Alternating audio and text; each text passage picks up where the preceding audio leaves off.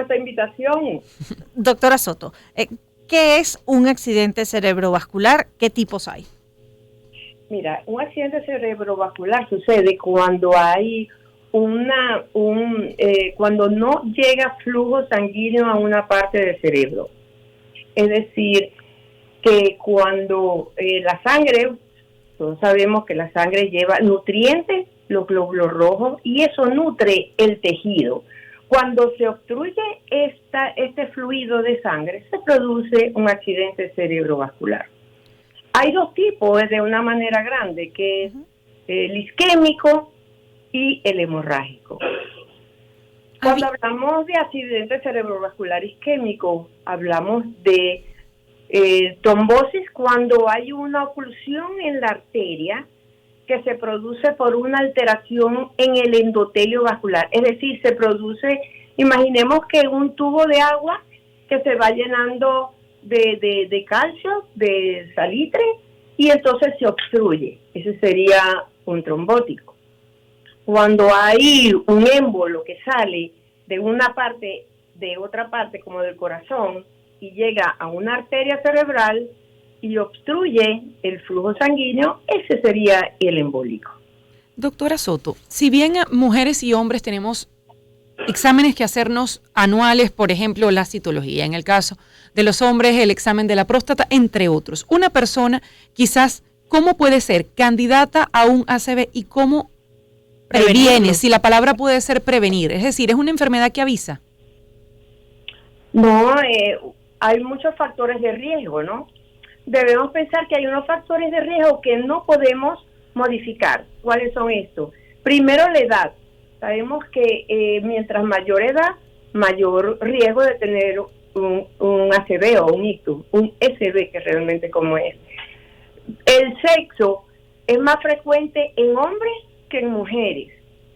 La raza es más frecuente verlo en afroamericanos, es más frecuente verlos en los latinoamericanos, es más frecuente verlos en estadounidenses, pero de origen mexicano, y también es más frecuente verlos en asiáticos. Entonces, claro, pero me puedo anticipar, es decir, supe que mi mamá o mi papá murieron de esto.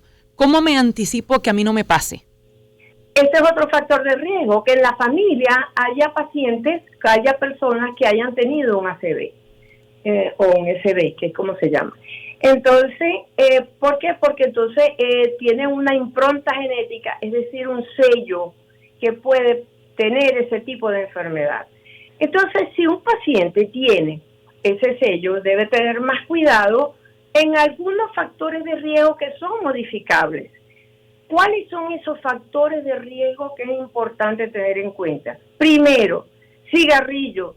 Terrible, es para producir enfermedad vascular cerebral. El consumo de cigarrillo, porque la nicotina produce unas alteraciones en el organismo inflamatorias que al final llegan a alterar el endotelio vascular. El alcohol en exceso, entonces también puede producir enfermedad vascular cerebral. Las apneas de sueño, esto es una cosa que antes era como gracioso, esos roncadores se la mantenía Pepito, el de Pepito, Lorenzo y Pepita, y el San Nicolás, ¿se acuerda? Que siempre roncaba mucho, pero resulta que eso es la manifestación de una apnea de sueño, y esto se ha relacionado con enfermedad vascular cerebral. La obesidad es un factor importantísimo para producir enfermedad vascular cerebral. La dieta, una dieta rica en grasas trans, puede producir enfermedad vascular cerebral. ¿La hipertensión? Hipertensión arterial, eso es un problema importantísimo que hay que estar pendiente. ¿Por qué? Porque uno de los mayores factores de riesgo, la hipertensión y la diabetes. Ahora, la diabetes que produce alteraciones en el endotelio vascular en todo el organismo. Doctora Soto, perdone que le interrumpa, pero nos quedan apenas segundos para despedir esta conversación y ha mencionado esos factores de riesgo, cosas que sí podemos hacer que tienen que ver con nuestros hábitos para prevenir un evento cerebrovascular isquémico o hemorrágico. Pero ¿hay algún examen que nos permite identificar si hay un riesgo o no? Alguien que tenga esa historia familiar de eventos cerebrovasculares o que tenga alguna de estas condiciones de riesgo, ¿puede descartarlo? No, realmente descartar sin que le haya dado, pues no tiene la condición que es que lo hace propensa a presentar esto, se hace exámenes de rutina, puede evaluar cómo está el colesterol, triglicéridos, cómo está, o sea, superlipídico y tratar de bajarlo a niveles normal. Se hace un examen de glicemia a ver si tiene diabetes, ¿ok? O sea, trata de solucionar los factores de riesgo estos modificables.